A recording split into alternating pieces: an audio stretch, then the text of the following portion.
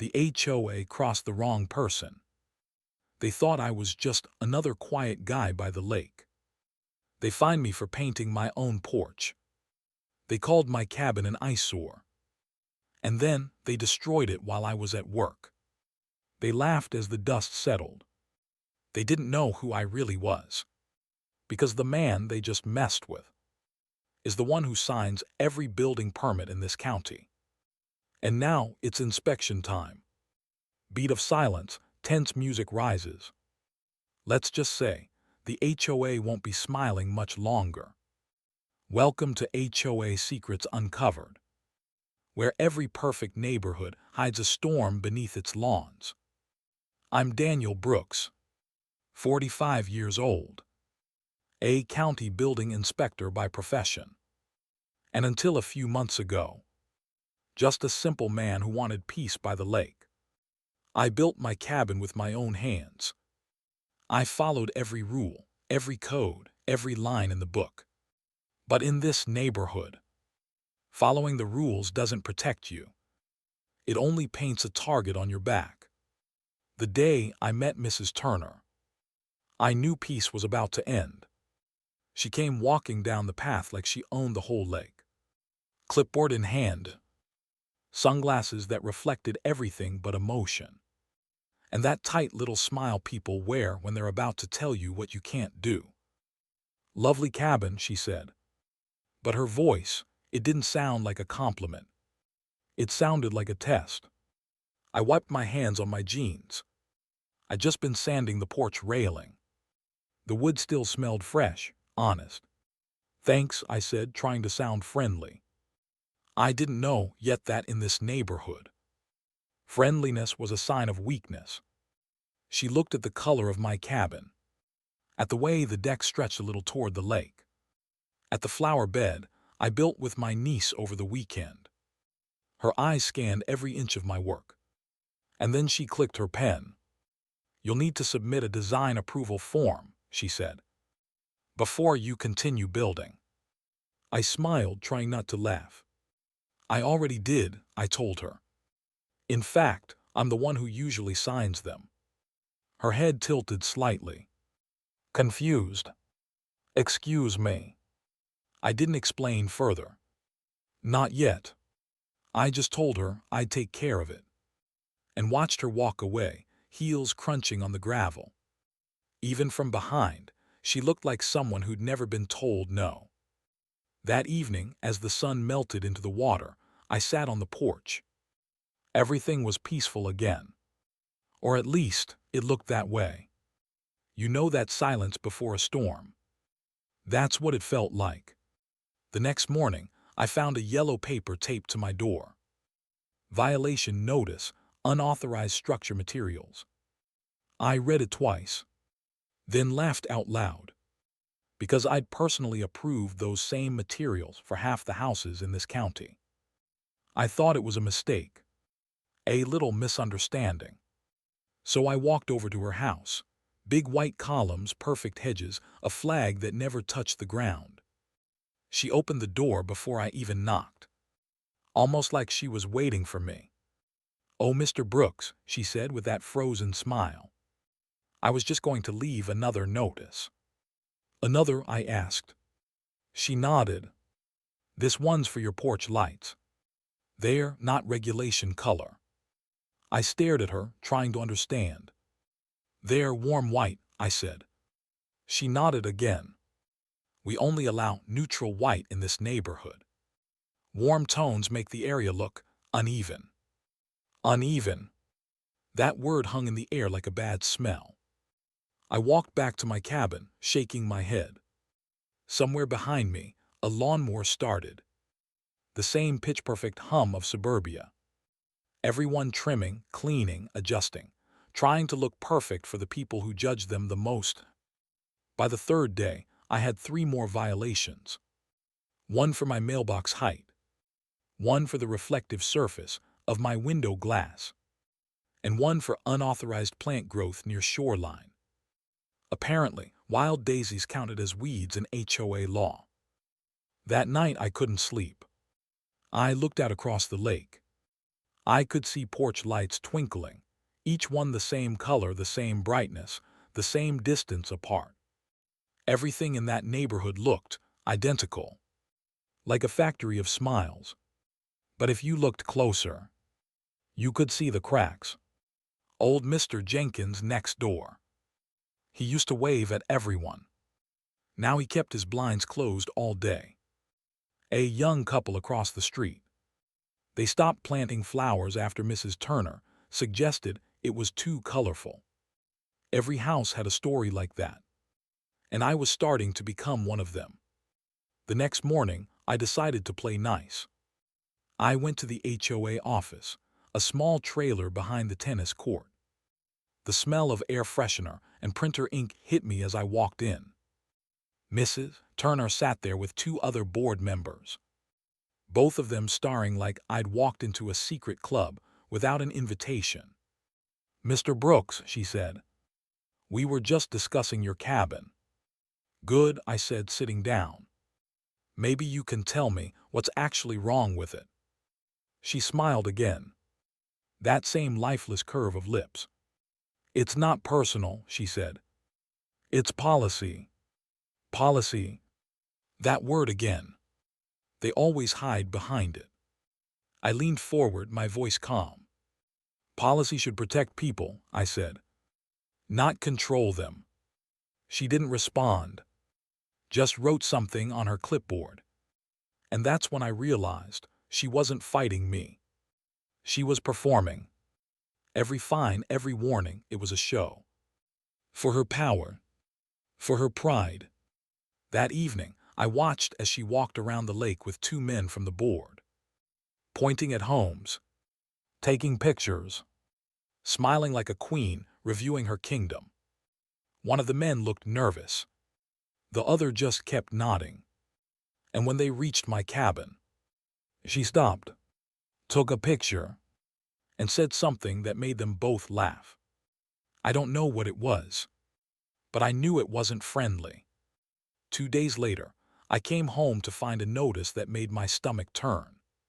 Final warning, demolition order pending review. I stood there, staring at the paper, wind blowing through the half-built porch. I could feel the lake's reflection shimmering behind me. It didn't feel real. I'd spent months building this place. Every nail, every board, every rule followed. And yet it didn't matter. Not to her. I could have stopped it right there. I could have pulled rank, flashed my badge, made a single phone call, and ended the game before it started. But no, that would have been too easy. And maybe, just maybe, they needed to learn what real inspection looks like. So I said nothing. I waited. I let them think they won. Because sometimes, the best revenge is patience. And when the time finally came, let's just say Mrs. Turner wouldn't be laughing anymore. But tell me something. If your HOA tried to destroy your home for no reason at all, would you fight back right away? Or would you let them dig their own hole first? The day after that final warning, the air felt different. Quiet. Too quiet. Even the birds stayed away from my side of the lake. Neighbors glanced at me from behind their windows, then quickly looked away. You could feel it in the air. The kind of silence that comes before something bad happens. By noon, I heard the trucks, engines rumbling, doors slamming, men talking loud, carrying metal rods and sledgehammers. For a second, I thought it couldn't be real, that maybe they were working somewhere else. But then I saw the logo on the truck doors, the HOA emblem, painted in perfect white letters. They were here for me. I walked outside, calm but tense. The workers didn't even look at me, just started fencing off my front yard. Mrs. Turner stood at the edge of the property, clipboard in hand, of course. Always that clipboard. She looked almost happy, like this was her victory parade. I could see her lips moving, giving orders. "Remove the porch first," she said. then the side panels. I took a step closer. "What do you think you're doing?" "Enforcing the bylaws," she said, her voice cold and clean. "The board voted unanimously to remove this structure. It violates the neighborhood standard for materials and placement." I wanted to laugh again. Materials and placement. Every inch of this place was by the book. By my book. "Mrs. Turner," I said slowly, "do you even know what you're touching?" She smirked. "A structure that doesn't belong." And just like that, the first hammer fell. The sound echoed through the trees. Wood splintering. Metal bending. My heart sank as the porch railing broke apart. The same one I'd built with my niece. Her little handprint still faintly visible in the varnish. I wanted to stop them. Every muscle in my body screamed to yell. To show my badge. To end this madness. But I did. Not yet. Because I wanted her to finish. I wanted her to feel safe in her power. Completely unaware of the storm about to come. By evening, my cabin looked like a crime scene. The walls still stood, but the porch was gone. Windows cracked. Wood scattered everywhere like bones. Mrs. Turner handed me one last paper. Demolition complete. Removal of debris scheduled for tomorrow. Then she smiled again. A small, tight smile that said, "You lost." I just stared at her for a moment, then nodded. "Good job," I said softly, and walked away. She didn't know that those two words were the start of her own downfall. That night I didn't sleep. I sat at my desk, opened my laptop, pulled out the old files, the blueprints of every house around the lake, their permits, their approvals, every little rule they'd ignored when it benefited them. It was all there. The back deck built too close to the property line. The shed with illegal electrical wiring. The massive stone fountain Mrs. Turner had installed. Right over a protected drainage system. Every single violation. Approved under her name. The next morning, I walked into my office at the county department. My assistant looked up, surprised. "Sir, you're in early," she said. "Got work to do," I replied. And I meant it. By noon, I had everything I needed. Inspection records, zoning maps, complaint logs, all pointing to one conclusion. This wasn't just a petty HOA. This was a network of arrogance. A little kingdom built on fake authority. That afternoon, I drove back to the neighborhood. But this time, not as the quiet guy with the broken cabin. This time, I wore the county badge on my chest, clipped my tablet under my arm, and parked right in front of Mrs. Turner's house. She opened her door confused, then froze when she saw me. "Mr. Brooks," she said, voice shaking slightly. "What are you?" "County inspection," I interrupted. "Routine verification of permits and zoning compliance." Her face drained of color. "Why here?" I looked around. "Because it seems this HOA has been enforcing rules that don't exist, and ignoring the ones that do." Her lips parted, but no words came out. Behind her, two of her board members appeared. They looked nervous, sweating in the sunlight. I started walking, inspecting each property one by one. Red tags went up on mailboxes, decks, garages, even the HOA clubhouse itself. Everywhere I looked, violations, unapproved structures, unsafe modifications, illegal fencing along the lake shore. Neighbors began stepping outside, watching, whispering. For the first time, their fear wasn't aimed at me. It was at her. Mrs. Turner tried to follow me, tried to argue, but every time she opened her mouth, I showed her a clause from her own bylaws, signed under her name, and she'd fall silent again. By evening, my car was full of notes and photos, enough to shut down their entire operation. And when I finally turned back toward my destroyed cabin, it didn't feel like a ruin anymore. It felt like a reminder that sometimes the ones who enforce the rules the hardest are the ones breaking them the most. That night I filed every report, sent copies to the zoning board, the environmental department, and the ethics committee. By morning, the news had spread, and suddenly, no one in that neighborhood wanted to talk about Mrs. Turner anymore. She stopped walking the lake path, stopped smiling her frozen smile, stopped sending out her little notices, and the same people who once praised her now pretended they'd never known her at all. Revenge didn't feel like fireworks. It felt quiet, peaceful, like justice breathing again. A week later, I stood in front of what was left of my cabin. The county trucks had cleared the debris. The air smelled clean again. I could almost hear the lake sigh in relief. A new sunrise hit the water, soft gold spilling over the trees.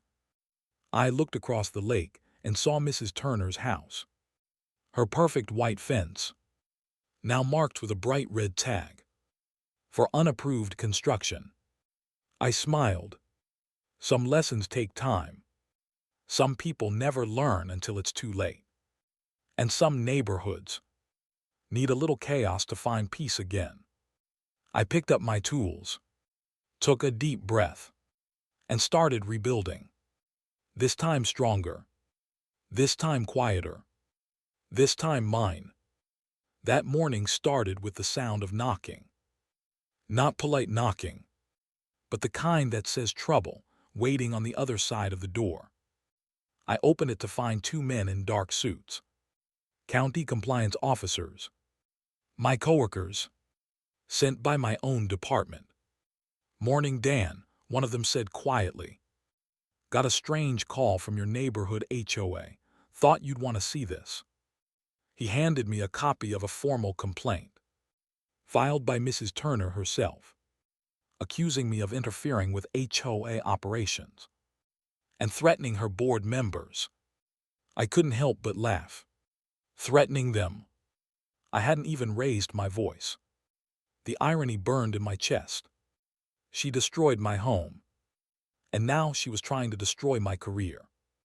I thanked the officers and closed the door, sat down at my desk, and for the first time in years, I felt something I hadn't felt in a long time.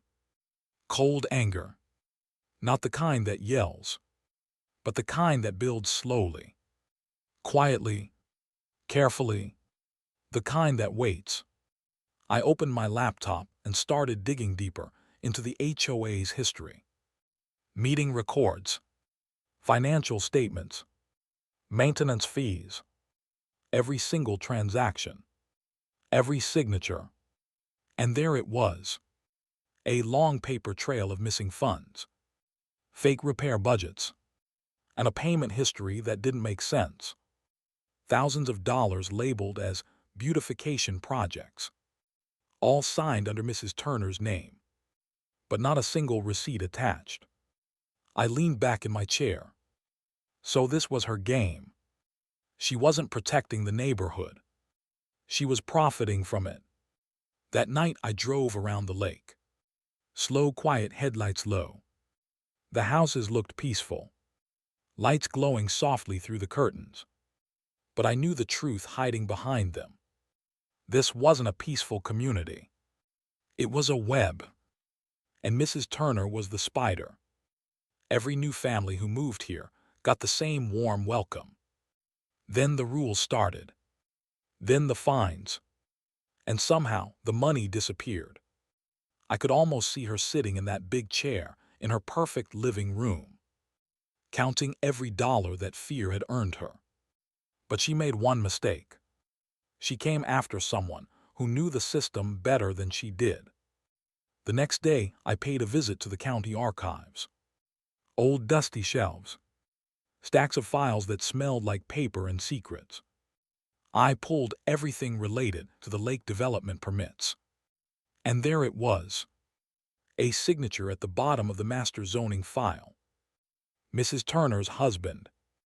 He'd been the contractor who developed half the neighborhood.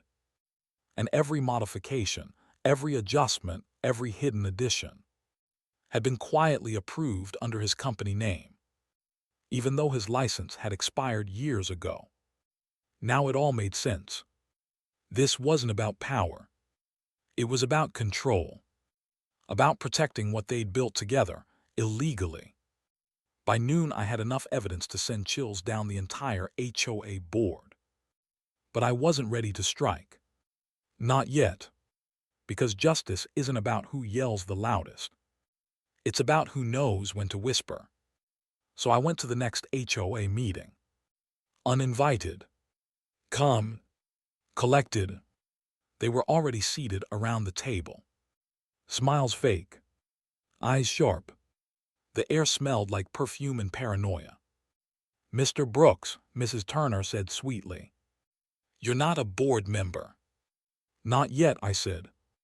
"But I thought you'd want to hear something interesting." I placed a folder on the table. Thick with papers. Stamped and signed. She frowned. "What is this?" I smiled. "Inspection records. Permit violations. And some missing money." Her face froze.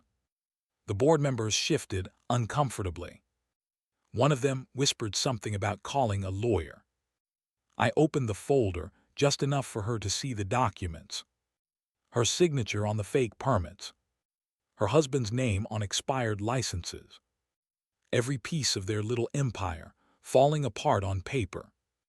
"You can try to fight me," I said quietly. "But you're not fighting a neighbor anymore. You're fighting the county." For a long second, she said nothing. Then she leaned forward. Her voice lower. Colder. "You don't scare me, Mr. Brooks." I smiled. "I don't have to. The truth will." I stood up and walked out. Her clipboard fell from her hands as I passed by. The sound of it hitting the table echoed through the room like a gavel. Outside, the evening air felt lighter. The lake shimmered under the fatting sun. And for the first time since I'd moved here, I felt like the ground beneath my feet belonged to me again. The next morning, rumors spread faster than wildfire. Neighbors whispering. People gathering in small groups. No one dared say it out loud. But everyone knew something big was coming. And Mrs. Turner, she didn't leave her house for 3 days. Her perfect hedges grew uneven. Her mailbox overflowed with letters she did open. The queen of the lake had finally gone quiet. I spent that time rebuilding. Piece by piece. Board by board. My cabin began to take shape again. Not because I needed a home, but because I needed to remind myself. You can't destroy someone who builds from truth. Every nail I hammered felt like a statement. Every plank I placed whispered, "I'm still here." When I looked across the water that evening, I saw her curtains move. Just a little. She was watching, and I let her watch. Because now, the power had shifted. Soon the county investigation would begin. And when it did, the neighborhood would finally see who the real rule breaker was. But until then, I waited, watched, and smiled. Sometimes silence is louder than a scream. It started with the sound of footsteps on gravel. Slow, deliberate, heavy. I looked up from my half-built porch and saw her, Mrs. Turner. Dressed in her perfect pastel suit, heels sinking into the dirt. Behind her walked 2 men I didn't recognize. One carried a camera. The other held a thick envelope. Her smile was gone this time. No fake warmth. Just that cold smirk of someone who thinks the game is already won. "Well, Mr. Brooks," she said softly, "I hope you're enjoying your little rebuild, because it's coming down again." I didn't move, didn't blink, just stared at her while the man with the envelope stepped forward and handed me a letter. Another notice, another threat. Only this time it wasn't from the HOA board. It was a legal order. "Violation of community restoration limits," she said, pretending to read over my shoulder. "Apparently, you're not allowed to rebuild without prior HOA inspection approval." She said it like she was proud of herself, like she just outsmarted me again. I folded the paper slowly. "Did you file this yourself?" I asked quietly. She raised an eyebrow. "Of course. Someone has to protect the neighborhood standards." I took a slow breath. The wind moved through the trees. The sound of water lapping at the dock echoed behind us. I could feel my pulse steady. Cold. Focused. "Mrs. Turner," I said calmly, "do you know what happens when someone files a false legal complaint against a county official?" For the first time, her face twitched. The camera guy hesitated. The man beside her shifted nervously. But she didn't back down. "You're bluffing," she said. "You wouldn't dare." I smiled. Wouldn't I? Then I walked back into my cabin, left her standing there in the dirt. Inside, I opened my drawer, pulled out the thick folder I'd been building for weeks. Every photo, every email, every document linking her and her husband's construction company to zoning violations and money laundering. The storm was ready. All I had to do was pull the trigger. But I didn't send it yet. Not that day. Because I wanted to see what she'd do next. People like her always dig deeper when they think they've won. And she did. The next morning, 2 county inspectors I'd never met showed up at my door, sent by anonymous complaint. They looked awkward, didn't even want to be there. But protocol was protocol. They took photos, wrote notes. Then one of them looked at me and whispered, "Sir, it's bad what they're doing to you. But don't worry, everyone in the office knows the truth." That one line hit me hard, because it meant the story had already spread. Mrs. Turner thought she was winning, but she was building her own trap with every move. By the end of that week, I received 6 letters. All of them official-looking, all of them fake. And then came the one that changed everything. A notice from the State Department of Housing and Development. It looked real, until I saw the signature. Her husband's name, the same man whose construction license expired 5 years ago. That's when I realized she wasn't just bending rules. She was forging documents, using her husband's old credentials to intimidate homeowners. I drove straight to the courthouse that afternoon, parked in the same lot where I used to eat lunch during long inspections, walked into the records office, and handed them the forged notice. The clerk took one look, frowned, and said the words I'd been waiting for. "This is a felony." Everything that came after felt like slow motion. Investigators, phone calls, meetings behind closed doors. And while all that unfolded quietly, the neighborhood started to turn against her. It began small. A whisper at the mailbox. A neighbor refusing to pay a fine. A board member suddenly resigning for personal reasons. By the next week, half the houses had lawn signs that said, "No more HOA." Someone even started a group chat called Free the Lake. Her power was slipping. You could see it in her eyes when she passed by.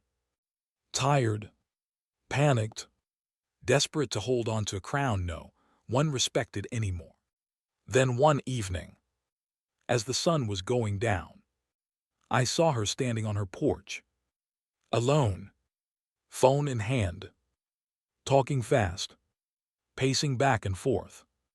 Her voice carried across the water. I couldn't hear the words, but I could feel the fear in them. She knew it was over. And for the first time, I almost felt sorry for her. Almost. The next day, I received an envelope. No return address. Inside was a short handwritten note. You've ruined everything. I hope you're proud. I stared at it for a long time, then folded it carefully and put it away. Because yes, I was proud. Not because I'd won, but because the truth had finally started to matter again. The lake looked peaceful that night. The air smelled cleaner. No more yellow papers. No more fake smiles. Just quiet. Real quiet. The kind that comes when justice finally balances the scale. But as I stood there watching the water, I couldn't help but wonder how many other neighborhoods were hiding their own Mrs. Turners. People who smiled for the community foe, but built their power on fear and fake rules. And that thought kept me awake for a long time. Because if it happened here, it could happen anywhere. It started again, just when I thought it was finally over. 3 nights after the letter arrived, I woke up to the sound of something scraping against my window. Not loud, just slow, deliberate, like metal dragging against glass. For a second, I thought I was dreaming. But then I heard it again, this time closer, sharper. I sat up, heart pounding, staring at the dark outline of my window. Moonlight spilled faintly across the floorboards. And then a shadow moved. I froze. Whoever or whatever it was wasn't trying to break in. They were writing something. When I finally found the courage to step closer, I saw it. Words scratched right into the glass.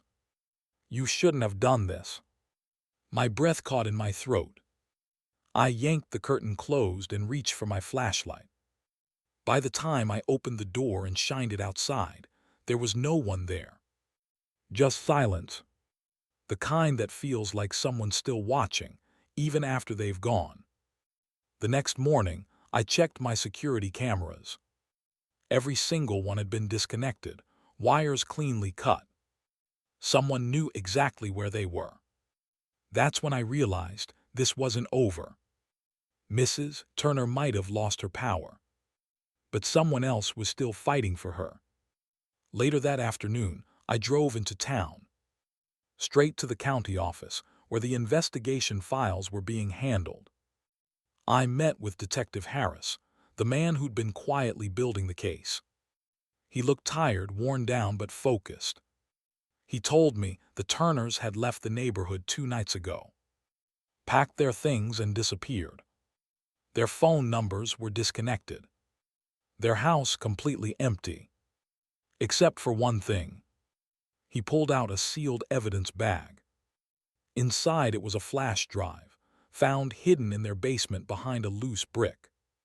He slid it across the table to me. You might want to see this, he said, because it looks like they were keeping track of you. When I plugged it into my laptop that night, my hands were shaking. Folder after folder appeared on the screen, all labeled with dates, addresses, even notes about my conversations with neighbors. They'd been monitoring me for months. Photos of my cabin, of me leaving for work, even one taken through my kitchen window. It wasn't just paranoia anymore. It was surveillance. And it wasn't only me. There were files on half the residents. Notes about which families were troublemakers, who could be influenced, and who might need reminders.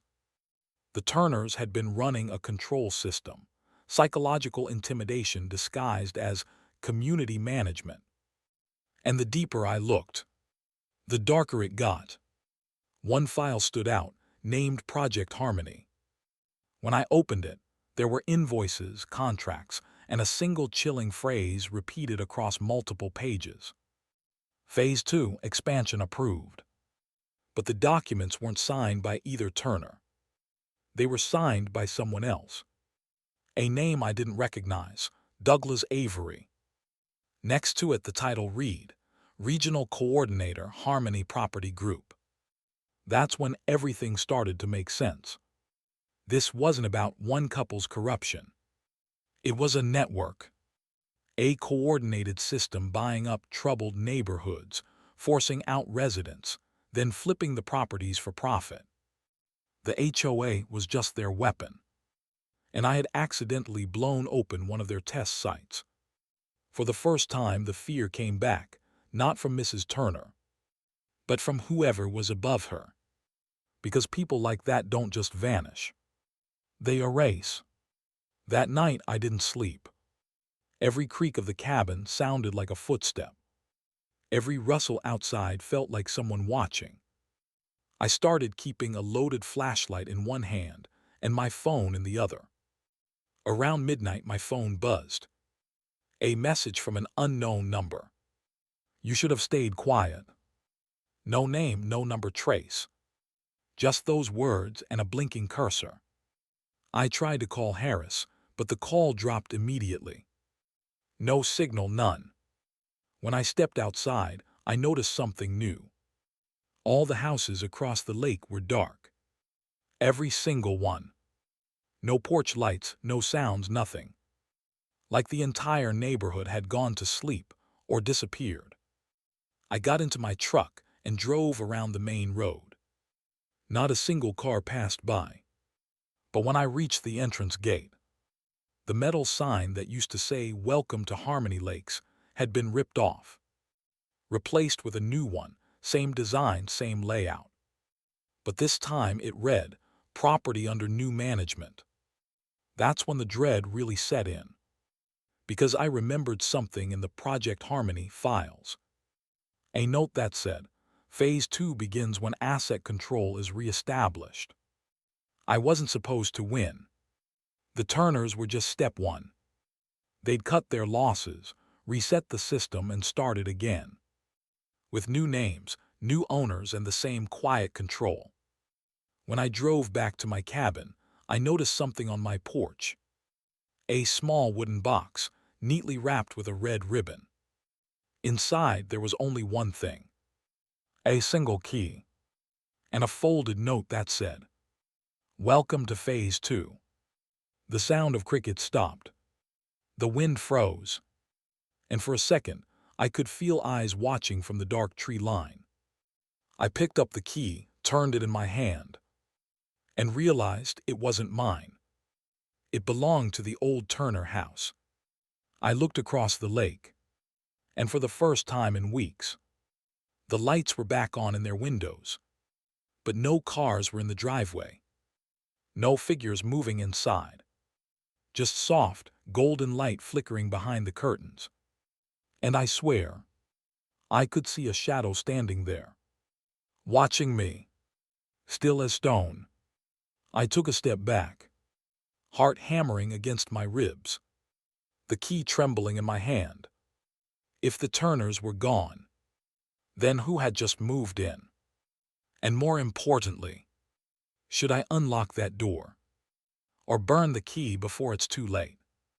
The key wouldn't stop burning holes in my mind. I tried to ignore it, tried to toss it in the drawer and forget it ever existed. But every time I walked past that box, it felt like the air shifted, like someone or something was waiting for me to decide. 3 nights passed. No messages, no scratches, no strange sounds. But the silence didn't feel peaceful anymore. It felt staged, rehearsed, like the calm before something unthinkable. On the 4th night, I finally gave in. I grabbed the key, slipped it into my pocket, and drove toward the old Turner house. Fog rolled across the lake road like ghostly breath, the kind that hides more than it reveals. And the deeper I drove, the weaker my headlights seemed to get, until the entire neighborhood felt like it was holding its breath. When I reached the driveway, the lights were still on, flickering behind the curtains, same as before. No cars, no footprints. Just that faint, humming sound, like electricity pulsing through the air. I stood there for a while, staring at the front door, the key trembling in my hand. And then I saw it. A small envelope taped to the door. My name written on it in perfect handwriting. Inside, there was only one line. You already know how this ends. I should have left right then. But something inside me, curiosity, pride, stupidity, kept pushing. I slid the key into the lock. It turned smoothly, like it had been waiting. And the door creaked open, releasing a smell of dust, wood polish, and something faintly metallic. The house looked almost untouched. Furniture covered in white sheets. A clock ticking faintly in the hallway. But no movement, no voices. Still, I could feel the presence. That quiet pressure that tells you someone's nearby. Just out of sight. I walked deeper inside, flashlight in hand, and saw something that made my stomach twist. All over the walls. Photos of me. Hundreds of them. Printed, dated, and pinned like a timeline of my entire life in this neighborhood. Each one labeled with notes in red ink. Non-compliant. Potential threat. Observation continued. At the end of the hallway, a large corkboard was filled with maps. My cabin, the lake, every property in the area marked with small red pins. Some of the pins had names written beside them. Neighbors who had moved away or vanished. And right in the center of it all, a circle drawn around my cabin, in thick dark ink, with one word scrawled beneath. Reset. I heard a faint creak from upstairs. Someone was there. I aimed my flashlight at the staircase. Each step groaned as I climbed. The air felt colder, sharper. Halfway up, I heard the floorboards shift above me. Then a door slammed shut. When I reached the landing, there was a faint glow under one door. It was coming from what used to be Mrs. Turner's office. I pushed it open and froze. There was a projector running, throwing light against the wall. And on it, footage from my cabin's living room, recorded just hours earlier. The projector clicked. The film rolled. And then a voice spoke from behind me. You were never supposed to find this, Daniel. I turned fast. A man stood there in a gray suit, calm, collected. The same name I'd seen in the files, Douglas Avery. His eyes cold and detached. He didn't flinch, didn't blink. Just watched me like I was another file on his desk. You did good work, he said. Too good, you exposed a branch that wasn't ready. But we've learned from it. I took a step back. What is this? Who are you people? He smiled slightly. We're what keeps neighborhoods perfect. You think these places maintain themselves. The lawns, the rules, the smiles. No, control does that. Fear does that. We build order, Daniel, one house at a time. My heart pounded. I reached for my phone. But the screen was blank. No signal, no light. He noticed and chuckled softly. You of all people should understand systems, Inspector. You build them. You enforce them. You thought you were fixing corruption, but you were fixing competition. He stepped closer. The hum of electricity in the house grew louder. And suddenly, I realized something. That sound wasn't from the lights. It was coming from beneath us. I darted toward the stairs, but before I could reach the door, a sharp pain shot through my arm. Something like static, no, a shock. The air itself buzzed. My vision flickered. I stumbled outside, gasping for breath. And when I turned back, the Turner house was completely dark. Silent, as if no one had ever been inside. But when I looked down at my hand, the key had changed. Its metal was scorched, blackened, and engraved now with a new phrase. Final inspection pending. I drove straight home. Every shadow on the road looked alive. Every mailbox felt like an eye. When I reached my cabin, I locked every door. But the lights flickered the second I stepped inside. The power cut out, and my phone lit up with one last message. Inspection scheduled for tomorrow, 9:00 a.m. Only, it wasn't from my office. It came from my own county system, logged under my ID. But I hadn't sent it. That night I didn't move, didn't sleep. I sat by the window, watching the lake. And across the water, the Turner house lights came back on, every single window glowing bright. And I could see him, Douglas Avery, standing in the upstairs room, watching me. He raised his hand slowly and mouthed something I couldn't hear. But I didn't need to. I could read it on his lips. See you soon. The lights went out again, leaving only the reflection of my cabin in the lake. And for the first time, I noticed something strange. The reflection wasn't matching my movements anymore. The next morning, I woke to silence. Not the calm kind, but the heavy, tense silence that sits on your chest like a stone. I rubbed my eyes, heart still racing from the night before. And that's when I noticed it. A car parked at the edge of my driveway. Shiny black, no plates. And the engine running. Idling, watching. I didn't move. I didn't breathe. I just watched from behind the curtain, waiting for whoever it was to make the first move.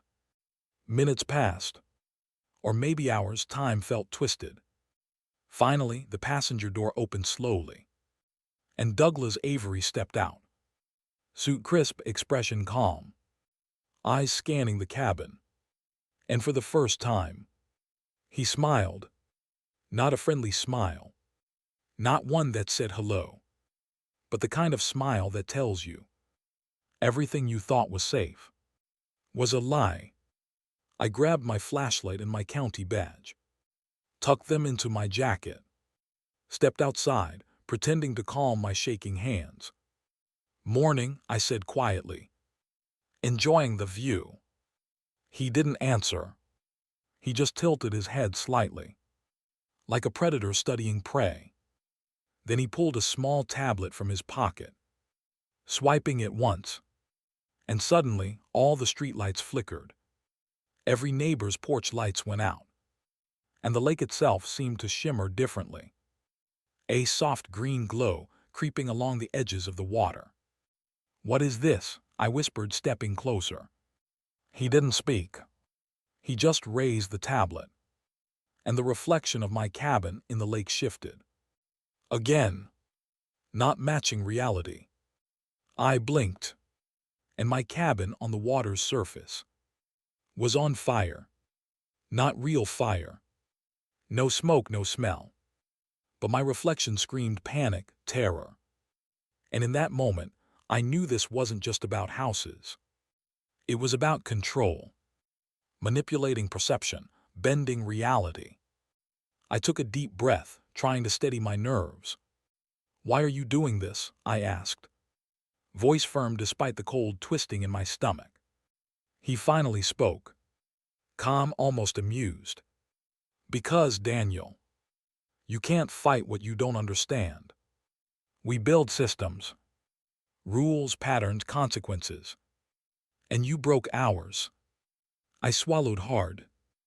"This isn't a game," I said. "You're not above the law. You're not untouchable." He smiled wider. "Maybe not untouchable, but we are always watching, always adjusting, always one step ahead." I clenched my fists, thinking of the Turners, the HOA, every violation, every lie, every unfair fine, every threat, every destruction of my home. And I realized something. I had underestimated him. The network didn't end with them. They were bigger, more organized, and more dangerous. I took a step back, carefully observing him, trying to find any weakness. any hint that he could be stopped. That's when he tapped the tablet again, and a series of maps lit up in the sky above the lake. Red dots blinking, tracing the neighborhood, the town, even the county office. And then a line extended directly from my cabin to a blinking red dot somewhere far away. I didn't recognize the location, but I could feel it in my bones. It was where their real power lived. "You see, Daniel," he said quietly, "your little victories were local, temporary, but the system is larger than one inspector, one cabin, one neighborhood. Phase 2 is already underway." A chill ran down my spine. He stepped closer, eyes cold, calculating. "You can leave, walk away, pretend none of this exists. Or you can step inside, take the key, and see just how deep the rabbit hole goes." My hand brushed the pocket where the scorched key still lay. It pulsed faintly, like it had a heartbeat of its own. And I knew in that moment, whatever I chose would change everything. Not just for me, not just for the lake, but for anyone who ever thought a neighborhood could be safe from people like this. I looked across the water, the calm surface reflecting nothing but shadows.